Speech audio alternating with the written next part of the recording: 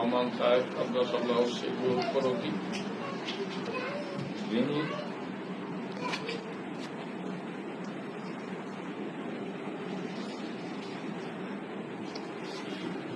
অধমকে Rouhani সন্তান হিসাবে গঠন করে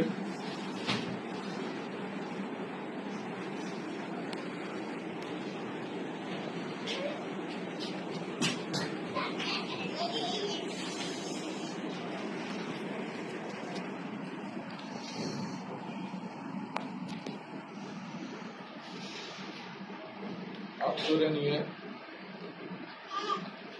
পথ অতিক্রম করতেছেন।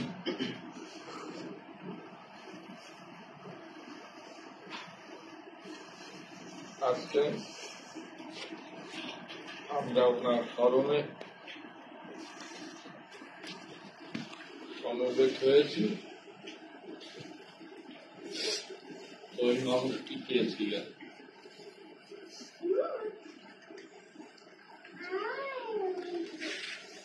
উনি এমনই একজন মানুষ ছিলেন, মা বাবা যেমন শিশু প্রতিপালন করে, যদি কোন কাঁটাযুক্ত গাছ ধরতে যায় মা বাপ বিরত রাখে, টেনে ধরে ফিরায় এবং ভালো ভালো জিনিস তাকে দেখায়, বাচ্চাদের শিক্ষা দেয়। উনি ঠিক এমনই চরিত্রের মানুষ ছিলেন। আমি ভারত বাংলাদেশ দিয়ে অনেক পীর সাহেবের কাছে মুরিদ হয়েছি, কিন্তু হাতে কলমে শিক্ষা দেওয়ার মতোই মোরশেদ কেবলার মতো দ্বিতীয় জন আমি কাউকে পাইনি।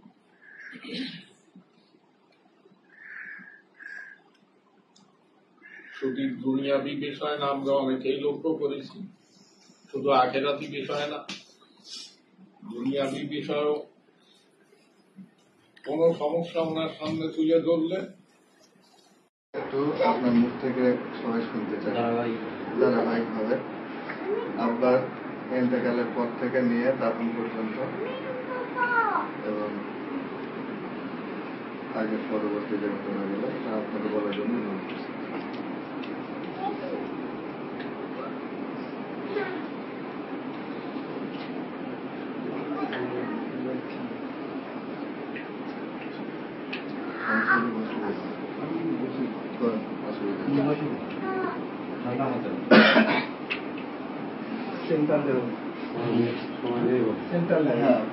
সময় নিয়ে বলেন, কোনো সমস্যা নেই। আসসালামু আলাইকুম ওয়া রাহমাতুল্লাহি ওয়া বারাকাতুহু। আলহামদুলিল্লাহি নাহমাদুহু ওয়া নুসাল্লি আলা রাসূলিহিল কারীম, আম্মা বা'দ।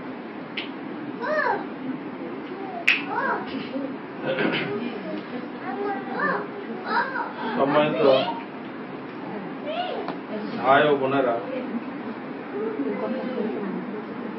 আমার মানসিক একটা নেচার, আমার কথা বলার সময় কেউ কথা বলে আমার কথা বন্ধ হয়ে গেল। বিরক্ত মনে করলে বলে দেবেন, আমি কথা বলবো না।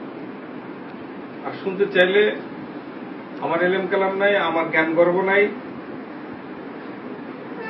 একটু জোরে জোরে বলতে পারবো আশা করি, কিন্তু কোন প্রকার অমনোযোগী হলে আমি আর বলতে পারবো।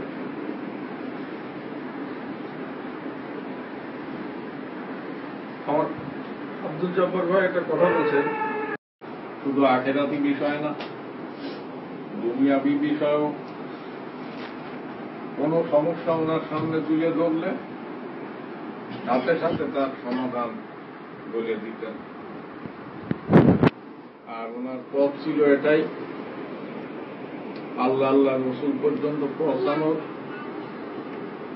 যে রুট, এই রুটে ওনার পরিচালনা করা, ছোট বড় সকলকে ঠিক তার জ্ঞানের পরিধি অনুযায়ী তাকে পরিচালনা করা। যে শিশু তাকে যে ইনস্ট্রাকশন দেওয়া দরকার সেটা উনি দিতেন, যে কৌশল, তাকে যে ইনস্ট্রাকশন দেওয়া দরকার সেটা উনি দিতেন। অর্থাৎ তরিকতের বিষয়, দুনিয়াবি শিশু বা দুনিয়াবি কৌশল বা দুনিয়াবি যুবকের হিসাব আমি বলছি না। তবে আমি এর থেকে বেশি কিছু বলতে পারবো না, জ্ঞান বিবেক বুদ্ধিও কম। তবে আমার